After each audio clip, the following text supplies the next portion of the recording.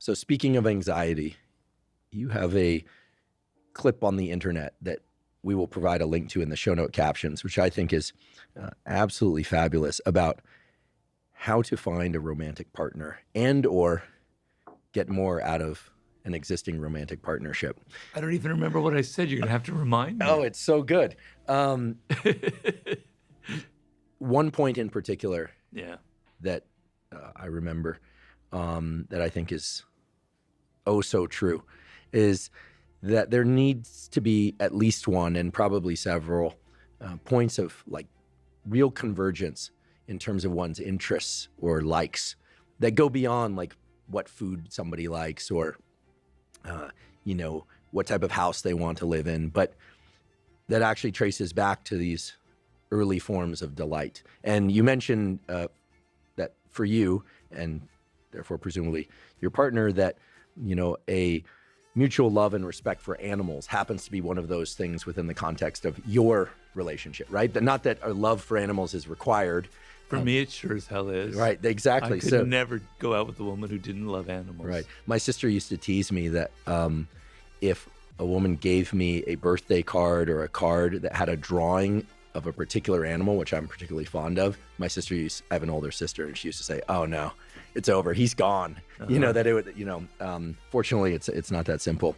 But there's some truth to what she was saying. It's certainly it's necessary, but not sufficient. But maybe you could elaborate a little bit on this notion of convergent interest and contrast it with a lot of what people tend to hear and say about what's important in partnership. Because I think this is something that a lot of people grapple with, both in terms of finding a partner and in terms of building partnership.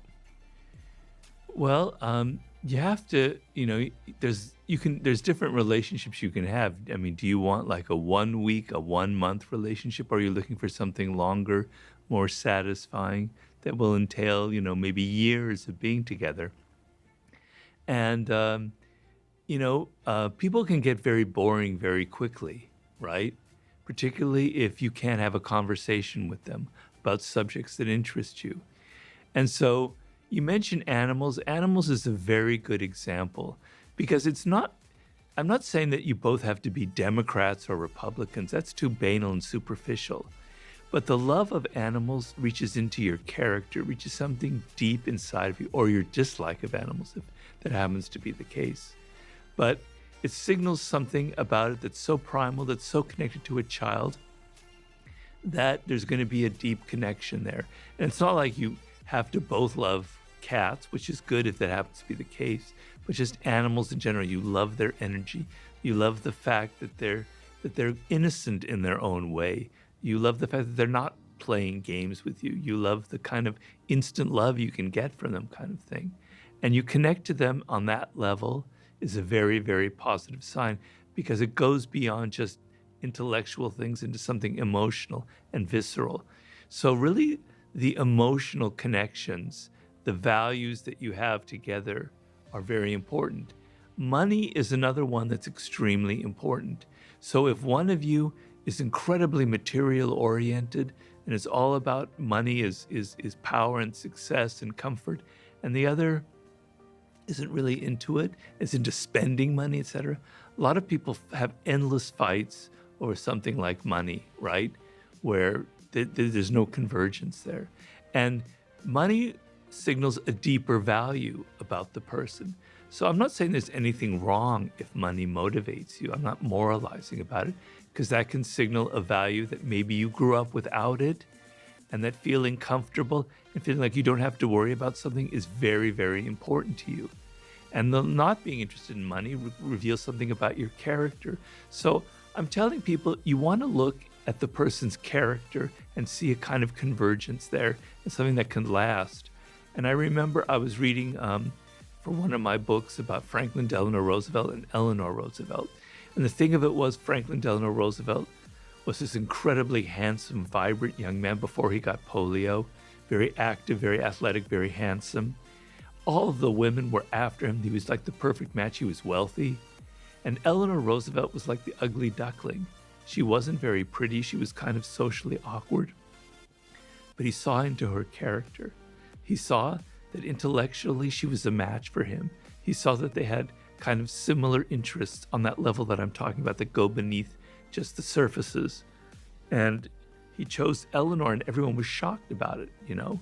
Nobody was trying to court Eleanor. I forgot her last name at the time. I think she might have even been Roosevelt. So it was very shocking. He said, I looked at somebody who I could last with, who had some qualities that were much more important to me. And it ended up being a very satisfying relationship. Of course, later on, he had his dalliances, so it wasn't perfect, but it was a very positive relationship. So seeing your values in life, you know, when it comes to like money, when it comes to like career, when it comes to comfort or lack of comfort, some people like not being comfortable. They like being on the edge. They want challenges. They want to move from city to city kind of thing.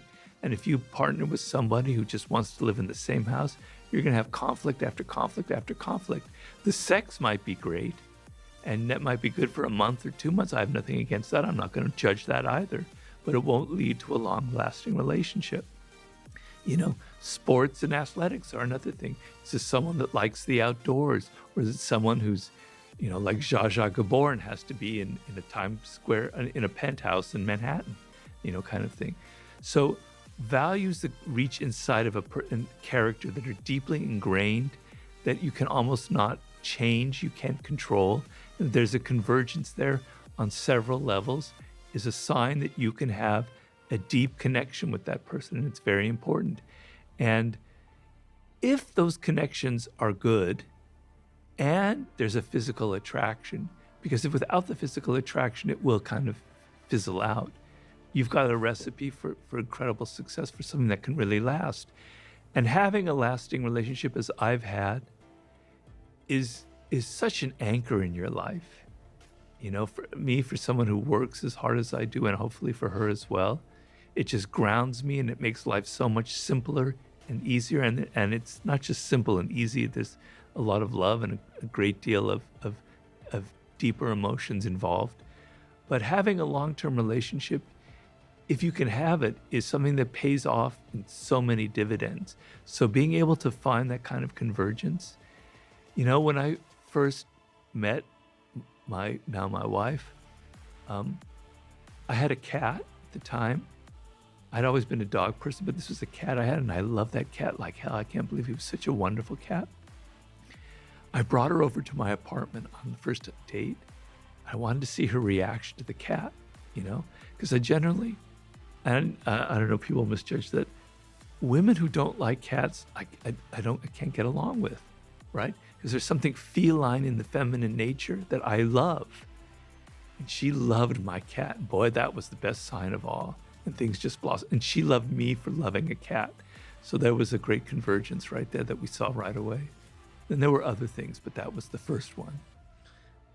I love that story. And everything you just said suggests, I believe, that in order to find the right partner and to build an existing partnership that hopefully feels at least partially right to people, that it requires at least some knowing of self. Because unless you know your character, one's own character, then it's impossible to really determine if somebody else's character is going to mesh well with it or not.